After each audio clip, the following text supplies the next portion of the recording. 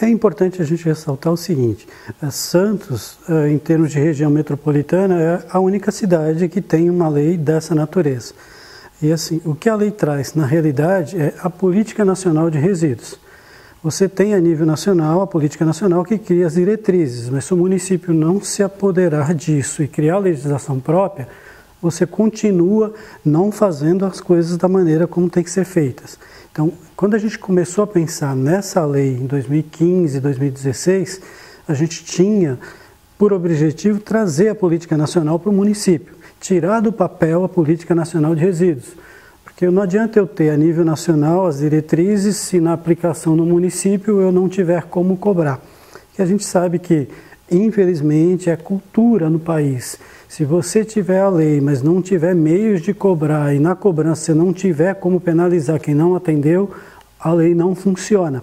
Então a lei foi criada nesse sentido. E ela tem um objetivo maior, né? A gente tem como contrato, um dos maiores da administração, coleta, transporte e destinação final de resíduos sólidos. Gasta-se muito com isso, além do aspecto ambiental de ter que jogar no mesmo local uma grande quantidade de resíduos que vai diminuindo a vida útil do aterro sanitário. E para lidar com isso, a gente precisava mexer em alguns aspectos a nível de cidade. Tá? A execução do serviço fica na Secretaria de Serviço Público, mas o planejamento fica na Secretaria de Meio Ambiente. Então nós precisávamos dizer quem, como, de que forma vai gerir o resíduo. E isso começa lá atrás, na residência, no gerador. Nós precisávamos partir da geração para fazer uma separação adequada, para que você pudesse disciplinar alguns setores e estabelecer uma linha de corte. O município tem obrigação legal de fazer a coleta do resíduo urbano, que é considerado de varrição e o de origem domiciliar, e aquele de origem hospitalar, disponibilizar para todo e qualquer estabelecimento ou munícipe esses dois serviços. Mas desde 2010 não tem a obrigação de coletar o resíduo que é gerado pelo comércio. Pensando nisso, a gente criou a 952, que criou o programa Recicla Santos.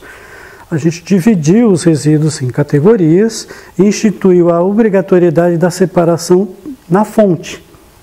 Qual era o objetivo quando a gente pensou dessa forma?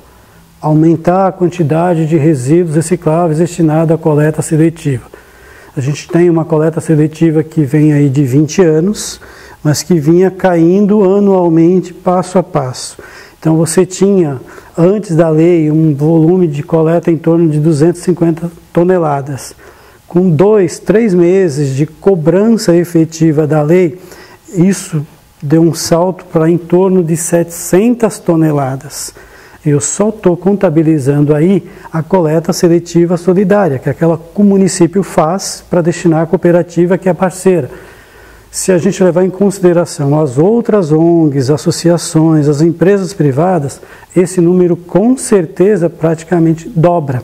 Então, quando a gente pensou na lei, além da vida útil do aterro sanitário estar comprometida, a gente pensou em mexer num segmento onde nós tínhamos pessoas que integravam cooperativas, ONG, associações de catadores querendo trabalhar, mas que não tinha matéria-prima para fazer movimentar a cooperativa.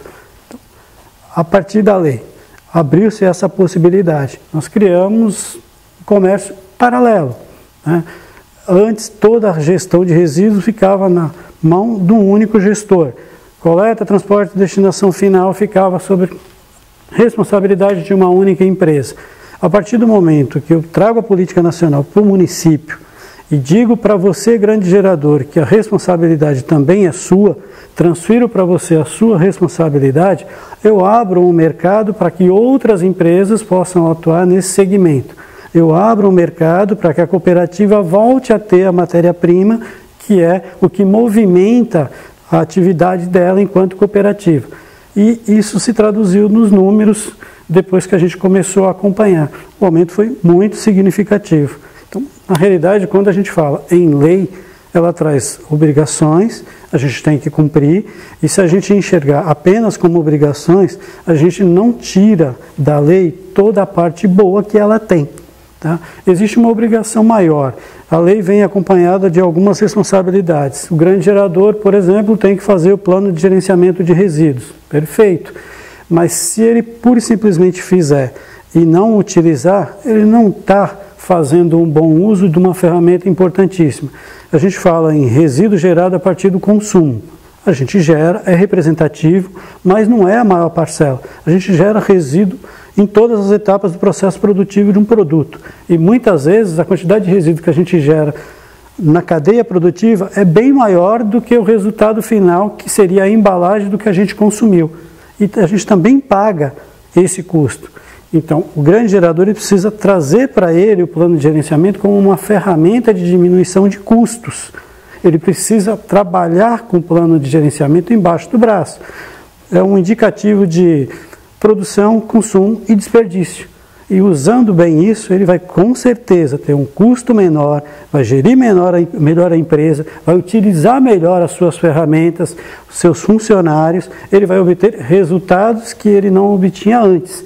Aquela conta que não fechava de receita e despesa, de repente ele pode começar a ter um horizonte de que essa conta vai fechar.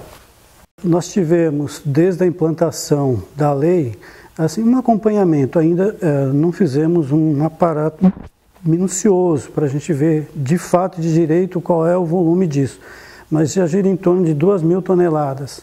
É assim, a gente percebe isso se a gente acompanhar a coleta que é feita pelos particulares que entraram nesse nicho de mercado que foi criado para os grandes geradores comerciais, né?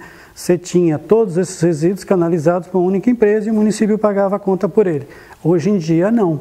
Esses particulares fazem esse serviço e o grande gerador assume a responsabilidade pela coleta, transporte e destinação final. Independente do custo, o volume de resíduo que você mandava para o aterro diminui significativamente. E isso é uma conta que assim não tem fim, só tende a aumentar. À medida que você vai atingindo mais grandes geradores, você vai diminuindo a quantidade de resíduos que a coleta pública tem que levar. Porque a coleta pública é custeada por todos nós, né? E se a gente, com a 952, teve a intenção de trazer para o município a Política Nacional de Resíduos, a gente tem que partir do princípio de que a Política Nacional de Resíduos, ela diz em poucas linhas que você, pessoa física, não tem que pagar a conta pelo resíduo que a pessoa jurídica gera. Tá? Então, pensando desse jeito, essa conta em termos de diminuição de resíduo que a coleta pública recolhe, só tende a aumentar.